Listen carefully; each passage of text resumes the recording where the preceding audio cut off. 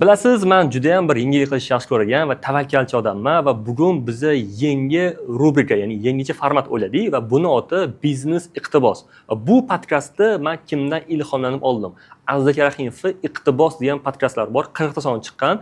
Bemalol o'tib ko'rishingiz mumkin. Juda ham bir qiziqarli bo'lgan. Lekin afsuski uni tugatdilar ushbu podkastda. Men bo'lsa aynan shu podkastda faqat biznes iqtibos, ya'ni mashhur tadbirkorlarning iqtiboslarini ochib berishi va undan olingan insightlarni bo'lishni shart qilaman. Agar bu sizga qiziq bo'lsa, videoni o'rcham ko'ring. Bugun siz bilan 4 ta tadbirkorni iqtibosdan ko'rib chiqamiz. 4-inchisi o'zbek tadbirkor. Bo'lmasa boshladik. Bugun siz bilan Nasim Talebni qanday qilib qiyin vaziyatlarda yutish mumkinligini va Charlie Mangerni rag'batlantirish orqali xodimlarni qanday boshqarishni va Jeff Bezosdan yaxshi niyat emas, balkim harakatlari muhimligini va eng muhimi Jahongir Ortiqxo'jayevdan o'lgan ot ustidan tushib kerakligini o'rganamiz. Bo'lmasa boshladik. Oldinda sizni 10-15 minutlik qiziqarli kontent kutyapti.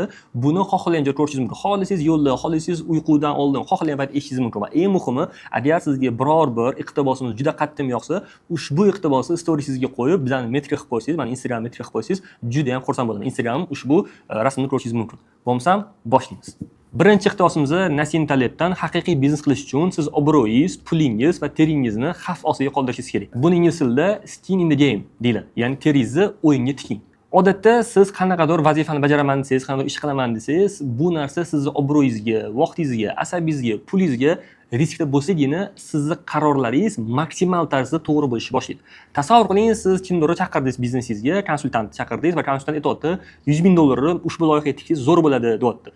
Agar o'sha $100,000 tiksangiz, lekin hech narsa bo'lmasa, konsultant nima deydi? Bilasizmi? Uzr so'raydi, men bilmayman, bozor aybdor deydi, o'zi hammasi to'g'ri edi, bilgan unaqa bo'ldi deydi. Lekin u hech qanaqa mas'uliyatni bo'yniga olmagan. Chunki u hech narsasini tikmadi. Ya'ni biror bir noto'g'ri o narsa o'xshamasa yoki o'zgarmasa, u hech narsa yutqizmaydi.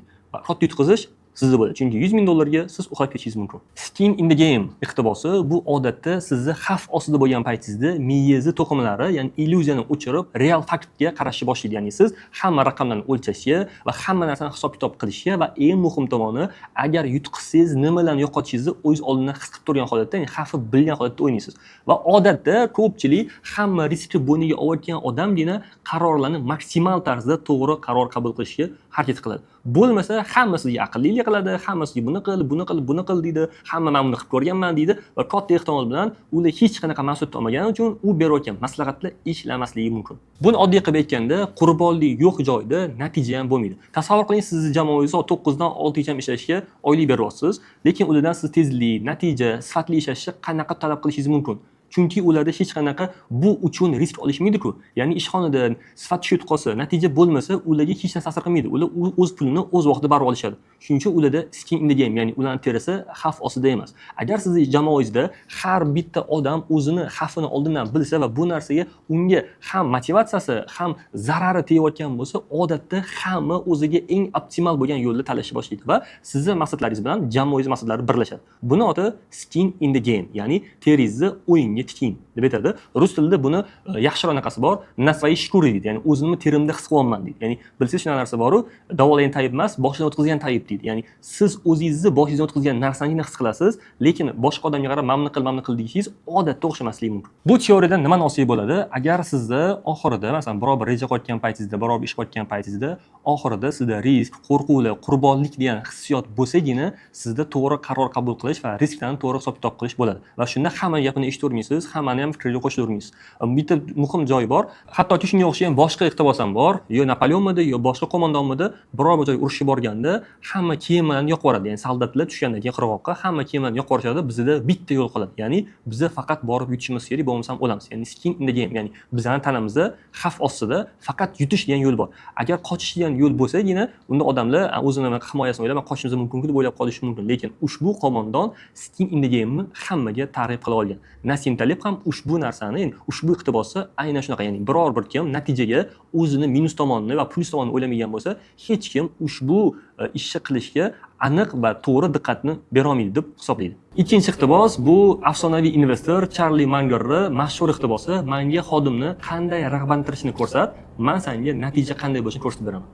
Ya'ni bu nima degani? Xodimga qanaqa motivatsiya qo'ygan bo'lsangiz, endi natijani ham xuddi shunaqa kuting. Mana oldin juda ham ko'p tadbirkorlar kelishadi va quruq fiksiya oylik berib sotuvchilar sota olmayapti yokida men protsent beryapman lekin o'zi sotmayapti yaxshi deyishadi. Eng muhim tomoni bizning miyamizni har doim kam ishlab ko'p pul topish xohlaydi. Ya'ni maksimal kam energiya, maksimal zo'r natija xohlashadi.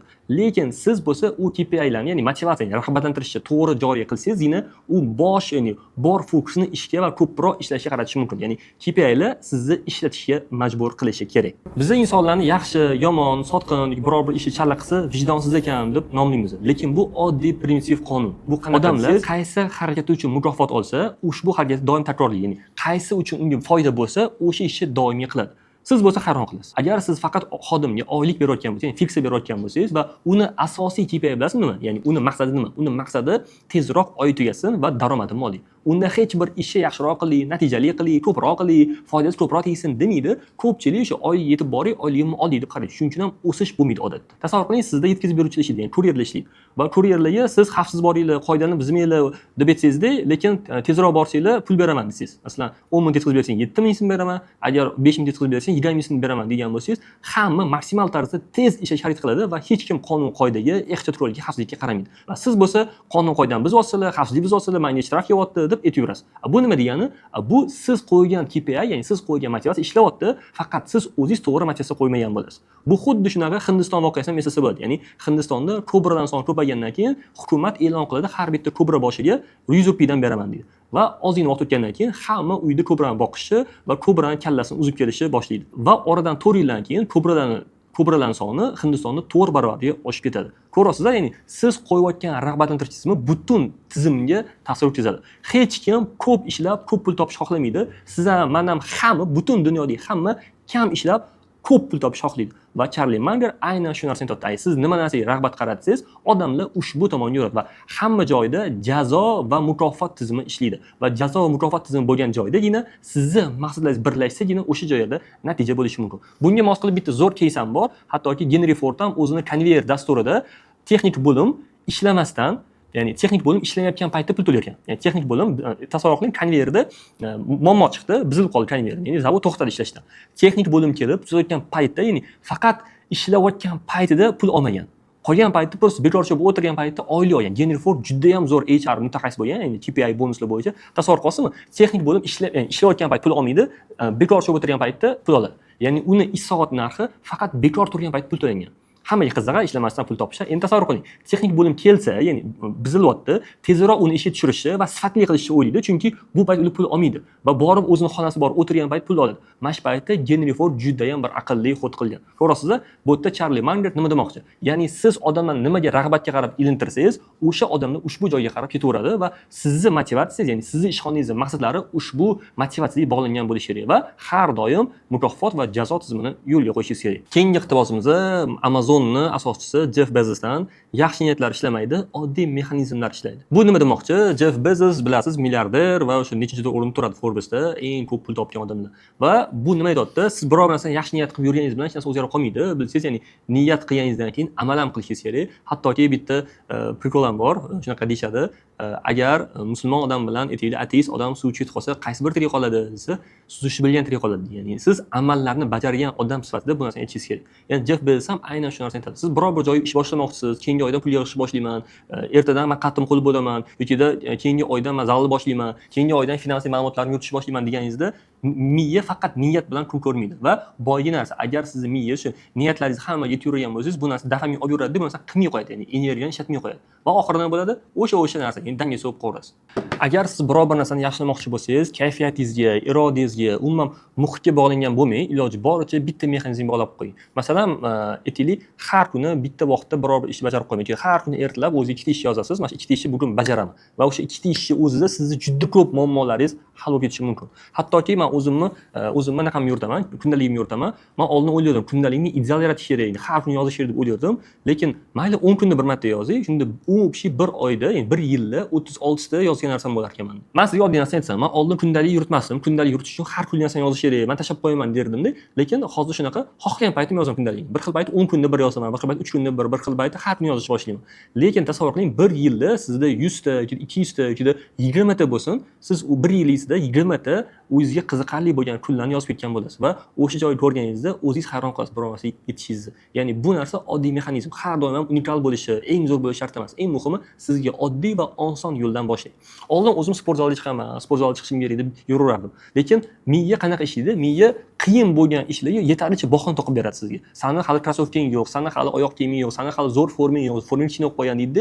Sizga bahonani ishlab chiqadi. Chunki miyamizda juda ham dangasa va irodasiz. Sababi u kaloriyani ishlatish emas, balkim saqlab qolishni xohlaydi. Va undan keyin o'zimga eng bo'lgan oson yo'lni tanlashni boshladim. Bu qanaqa? Kuniga 6000 qadam yuraman. Kuniga shuni 10000 qadam olib chiqaman deb oddiyroq yo'ldan boshladim. Miya bu narsani qiyin emas, shundoq ham qolsanku deydi, menga o'zi yordam berishni boshlaydi. Va xuddi shunaqa biror payt vaqtli turaman emas, balkim hozir turayotgan paytida 10 daqiqa orqa-orqa qaraysiz. Bu kichkina mexanizm. Ya'ni katta kolossalniy o'zgarish haqida o'ylamang, balkim kichkina mexanizmdan to'g'rilashni boshlang. Ya'ni siz soatda gaykalar bo'ladi, katta gaykalar bo'ladi va shunday kichkina gaykalar bo'ladi. Kichkina gaykalarni to'g'rilash osonroq. Katta gaykalarda endi o'zgarish qancha katta bo'lsa, shuncha unga qarshilik ham bo'ladi. Xuddi shunaqa siz ham o'zingizni, ya'ni katta niyatlarni qo'yib olmas, balki kichkina mexanizmdan boshlang. Hatto shunaqa kitob bor, Atomic Habits degan, ya'ni sizni kichkina atom odatlarni shakllantiring. 1% deydi, ya'ni har kuni 1% nimanidir yaxshilab borish va shunda butun yilda sizni 365% yaxshilagan bo'lasiz biror bir ishni. Shuning uchun aynan shu narsaga e'tibor qilish kerak Jeff Bezos. Biznesda ham xuddi shunaqa. Ya'ni siz sotuv bo'limingizni birdaniga to'g'rilayman deyishingiz mumkin, birdaniga call center quraman deyishingiz mumkin, birdaniga marketing bo'limini quraman deyishingiz mumkin, lekin hozirgi sotuvchilarning skriptini to'g'rilashdan boshlashingiz mumkin. Ya'ni hamma narsani osonroq, o'zingizga eng oson yo'lini tanlang. Ya'ni eng oson, ya'ni bitta katta o'zgarish emas, balkim hozir nima qila olasiz? Ya'ni bugun nima qilasiz? Bugun nimani to'g'rilash mumkin? Bugun zapislarni eshitib, call centerda skriptni tekshish mumkin. Va bugun shu narsani qiling. Aytaylik, CRMni yaxshilash. Ya'ni qachondir CRM uchun chaqiraman deb emas, balkim bugun hozir nima qila olasiz? Mana shu narsaga e'tibor bering. Mana shuni hammasi Jeff Bezos aytgandek, ya'ni niyatlar katta bo'lmasin, qancha niyat katta bo'lmasin, sizda amalga oshmasin, lekin kichkina mexanizmlar sizni katta yutuqlarga olib keladi. Xuddi shu narsaga e'tibor berish kerak. Tizim birdan katta qurilmaydi, tizim yillar davomida quriladi. Aytaylik, har kun 1% dan to'g'rilanish sizda butun 10 yilda qanaqa tizimga ega bo'lishingizni tasavvur qilasizmi?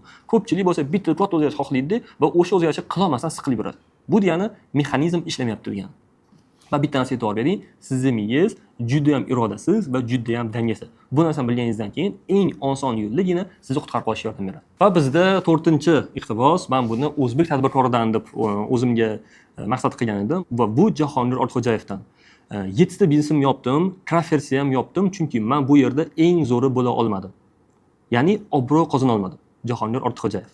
Bu gap qayerdan chiqqan desangiz, bilasiz, Jahongir Ortiqxo'jayev O'zbekistonda seriyali tadbirkor, ya'ni juda ham ko'p seriyali tadbirkor hisoblanadi va eng muhim tomoni bu yerda desangiz, hamma proyektlar ham, hamma bizneslar ham zo'r bo'ladimi desa, yo'q, unaqa bo'lmasligini Ortiqxo'jayev o'zlari ham aytib berdi Jahongir aka. Va bu yerda muhim narsa nima desangiz, men juda ham ko'p bizneslarda bitta narsani aytaman, ya'ni o'zim konsalting qilayotgan paytimda men aytaman, o'lgan otni ustidan tushib bilaylik deyman. Ya'ni otimiz o'ldimi, men otim bor deb maqtanib yurishimiz foydasi yo'q. Ya'ni biza Jahongir Ortiqxo'jayevga o'xshab meni Crafts'ni sotdim, zararga sotdim debdi, hattoki chunki u yerda men obro' qozona olmadim, ya'ni eng zo'r shirinlikchi bo'la olmadim deb aytdi. Xuddi shunaqa siz ham biror bir target o'xshamayaptimi yoki CRM o'xshamayaptimi, sotuvchi ishlamayaptimi, siz uni sotuvchim bor, targetim bor, CRM bor emas, balkim ishlayotgan narsadan voz kechishni va yangitdan qilishni o'ylasangiz bo'ladi. Bu degani nafaqat biznesda, balkim instrumentlarda ham. Shunaqa 20 yildan beri ishlayotgan instrumentlarni ishlatib yurishadi, flyer tarqatish yoki aytaylik televideniyega berish, radioga berish, 20 yil oldin ishlagan instrumentlarda hozirgi payt nimalar chiqib ketdi? Qanaqa instrumentlar bor bozorda? Eski o'lgan otni ustidan tushishni bilib, kerak bo'lsa pishqum yurishga odatlanishimiz kerak. Ko'p tadbirkorlar o'sha eski instrumentlarga bog'lanib qolishadi va o'zgarishni xohlashmaydi. Va Jahongir aka aynan shu narsani aytayotdi. Ya'ni biror bir narsa o'xshamadimi, yopishi va undan yaxshiroq bo'lgan narsani izlash kerak. Tadbirkor bu tegi o'zi jangchi, ya'ni bitta jangni yutqizib qo'yib, men yutqizdim deb yoki o'sha jangni yutqizayotgan joyidan, "Yo, men yaxshi shu, men yaxshi o'xshyapti" emas, balkim vaziyatga prozrachniy, ya'ni ravshanlik ko'z bilan qarash kerak. Ya'ni critical thinking deymiz, tanqidiy ko'z bilan qarash kerak-da. O'xshamayaptimi? Endi keyingi narsaga o'tib ketish kerak. Ya'ni keyingi biznes emas, ya'ni o'xshamayotgan instrumentni o'zgartirishga. Yoki-da aytaylik, men oldin tadbirkor kelishadi-da, shunaqa darajada charchagan biznesdan, ya'ni kun bo'yi biznesda hamma o'ylardi, men biznes qilsam, va pul topaman, chetimga yuraman, oilamni yaxshi joyga olib boraman deb o'ylardi, lekin o'zini biznesini quliga aylanib qolgan. Nima desangiz, bir kunda aytaylik 18 soat, 20 soat ishlaydi. Va bu 5 yildan beri tasavvur qilasizmi? Miya qanaqa darajada qizib ketib, miya qanaqa darajada oddiy narsa ish qo'rib, katta narsa aql etmay qoladi. Bu narsa bu sizni otingiz zo'r degani emas. Siz o'lgan ot ustida o'tiribsiz degani. Va nimaga tadbirkorlar rivojlanishni qilishmaydi? Chunki o'sha otga bog'lanib qolishadi. Bu siz o'z vaqtida ishlayotgan narsadan zerikishingiz va tashlashingiz va keyingi narsaga o'tishingizga yordam berishi kerak deb o'ylayman. Bu ko'proq egoga bog'liq. Ya'ni siz man yutqazmagan bo'lishim kerak, man yutishim kerak faqat, man egoim deymiz, lekin biznes yutqazaveradi va biznes foyda olib kelmay qo'yadi. Hattoki zararlashayotgan bizneslar ham qancha. Faqat o'ta bitta narsa bor. Ego. Ya'ni yo'q, men yutqazmagan bo'lishim kerak, men yopmasligim kerak biznesda, yo'q, men o'zgartirmasligim kerak degan narsa tadbirkorni oxiri xarob holga olib kelib qo'yishi mumkin. Va Jahongir aka mana shu narsani juda ham bir ochiq berganlar, men uni tushuntirishga harakat qildim sizga. Ya'ni obro' qozona olmayapsizmi? Ya'ni foyda bo'lmayaptimi biznesda? Bo'ldi, undan chiqing. Ya'ni biznesdan emas, aynan o'sha loyihani to'g'rilang yoki o'zgartiring yoki undan chiqib keting. Va shundagina sizni keyingi bosqich ishlash boshlaydi. Miya stressda yaxshiroq ishlaydi. Ya'ni sizda aytaylik komfort zonada turgan paytingizda har kuni bir narsa takrorlanayotgan paytda miya yangi narsani ishlab ko'rmaydi, lekin miya stress kirgan paytda umuman boshqacha ishlaydi. Va juda ko'p tadbirkorlarni bilsangiz, juda ko'p turibdi qarzdan chiqib ketishgan. Va bu nima degani? Miya odatda komfort zonada emas, komfort emas bo'lgan zonaga kirgan paytda yangi to'qimlar ishlatadi, yangi ideyalar yaratib beradi, yangi qonun qoida yaratib beradi. Agar sizda ham biznesingizda qanaqadir muammolar yildan yilga o'sib turgan bo'lsa, bitta qarang, otingiz tirikmi o'zi? Agar ot tirik bo'lsa, uni to'g'rilang yoki remont qilib ko'ring. Agar shunday ham bo'lmasa, otni qo'yib olib, otim o'lgan ekan deb yangi otga o'tishdan oldin ozgina peshtom yurish kerak va sizda mana shu joyda o'zgarish bo'ladi. Va eng yomon narsa tadbirkorda jabrdiyda pozitsiyada o'tib olish. Ya'ni xodim o'xshamadi, bozor u qildi, dollar tushib ketdi, u bo'ldi, bu bo'ldi, Xitoyga kirib keldi va doim nolish pozitsiyasiga o'tib olishadi. Va hech qachon siz nolib boyib keta olmaysiz. Qachonki o'zingizning harakatlaringizga mas'uliyatni o'zingiz olmasangiz. Va boyagi o'sha gap, o'lgan ot ustidan tushib bilmasangiz, katta ehtimol bilan o'zgarish ham bo'lmaydi. Agar sizga bugungi tanlagan 4 ta iqtibosimizning qaysi biridir yoqqan bo'lsa, o'shani belgilab ketding. Menga ushbu iqtibos yoqdi. Bu bizning yangi rubrikamiz. Agar yoqqan bo'lsa, xudo xohlasa davom ettiramiz. Like bosib qo'ying va keyingi biznes iqtiboslarimizni ko'rishguncha salomat bo'ling.